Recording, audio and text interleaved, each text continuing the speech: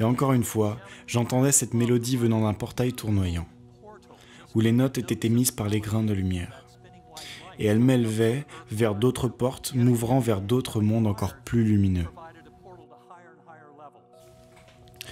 Aujourd'hui, nous allons écouter le témoignage d'Eben Alexander, un neurologue diplômé d'Harvard Medical School, qui est donc le premier spécialiste du cerveau à avoir fait une expérience de mort imminente, et vous allez le voir, elle est très riche.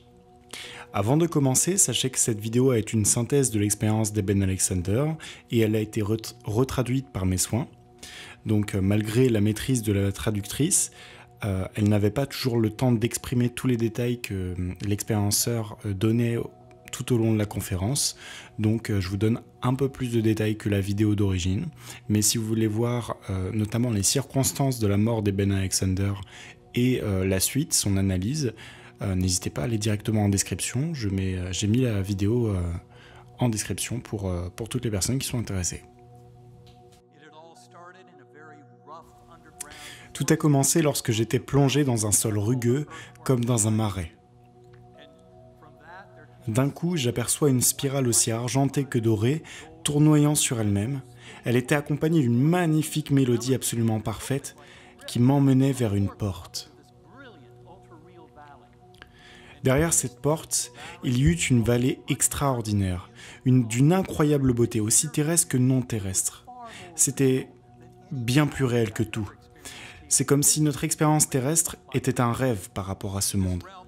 Ce monde était rempli de vie. Et tout y était croissant et fertile. Il n'y avait aucun signe de mort ou de dégradation. Toutes les plantes étaient magnifiques.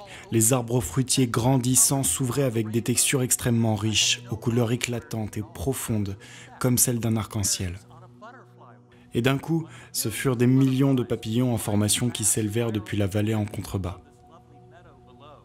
C'étaient des millions d'âmes qui festoyaient, qui dansaient, qui chantaient tout autour de moi. Il y avait même un chien qui sautait.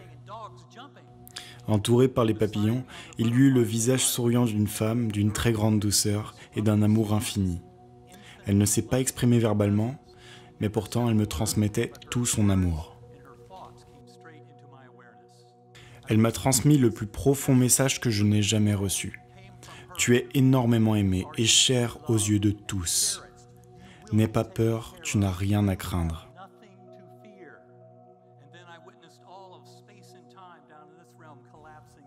Au-dessus de cette vallée, il y eut ce que par la suite j'ai appelé le cœur des anges. Une voûte céleste d'une lumière dorée, illuminant jusqu'aux atomes, me traversant d'une puissance et d'un amour inconditionnel.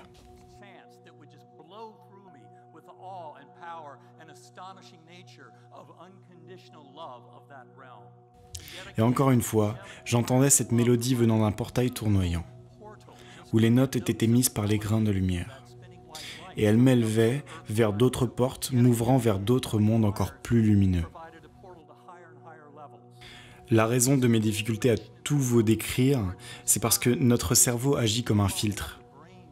Mais nous sommes en pur contact avec l'esprit de l'univers, et en m'élevant, j'étais au contact du cœur de la conscience, que j'appelle d'ailleurs nucléus, où je ne faisais qu'un avec cette source d'amour pur de l'univers. J'étais l'univers tout entier, j'étais unifié avec le grand tout.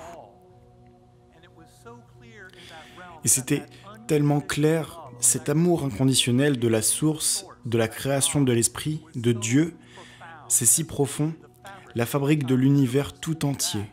C'est notre origine à tous, c'est le cœur de la conscience. Et ce cœur de la conscience en révèle tellement sur la nature du temps, de l'espace, de l'énergie, mais le plus important, c'est que nous partageons tous cette unique conscience créatrice. Tout le monde, tous les êtres humains, mais aussi avec tous les êtres de l'univers, toutes les vies de l'univers. Et cela se ressent clairement à l'intérieur de ce cœur. Et tout cet amour nous est renvoyé à tous. Et il se trouve que j'ai réussi à me remémorer parfaitement les premières notes que cette lumière blanche tournoyante émettait, et à chaque fois que je les joue et que je les entends dans ma tête, ça me ramène immédiatement dans cet état. À cet instant, je sais que je suis allé tout proche de ce cœur, du centre de ce cœur, mais qu'il fallait que je revienne. Je ne savais pas encore vers quoi j'allais revenir, mais je savais que j'allais beaucoup apprendre.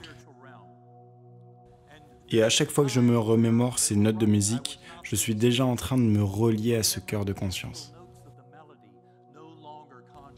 Et c'est au moment où j'ai compris que je touchais de très près le centre de ce cœur que me sont apparus très clairement 6 visages, dont des visages qui étaient présents autour de moi dans le bloc de soins intensifs. Et alors que je n'ai jamais ressenti de peur jusqu'à présent, je me mets à avoir peur en voyant le 6e visage. C'était le visage de mon fils de 10 ans que je n'ai pas immédiatement reconnu. En fait, je ne me rappelais pas de la personne que j'étais sur Terre, donc je ne ressentais pas la présence de mes responsabilités terrestres. Mais je voyais bien le visage triste de mon fils qui avait entendu parler de l'éventualité de me débrancher. Et c'est à ce moment que j'ai ouvert les yeux et que j'ai entendu mon fils me dire « Tout va bien se passer, tout va bien se passer, tu ne vas pas mourir ». Mais à ce moment-là, je ne comprenais pas grand-chose de ce qui se passait réellement. Si vous souhaitez découvrir la suite du témoignage d'Eben Alexander, je vous invite à aller directement en description et cliquer sur le lien et ça vous démarrera la vidéo au moment où je me suis arrêté. Avant de repartir, j'aimerais vous faire une petite requête. Si vous souhaitez ouvrir les esprits et partager cette expérience à un maximum de personnes, n'hésitez pas à aimer cette vidéo et à partager votre ressenti sur celle-ci en commentaire. Cela aidera la vidéo à être mieux référencée. Je vous remercie.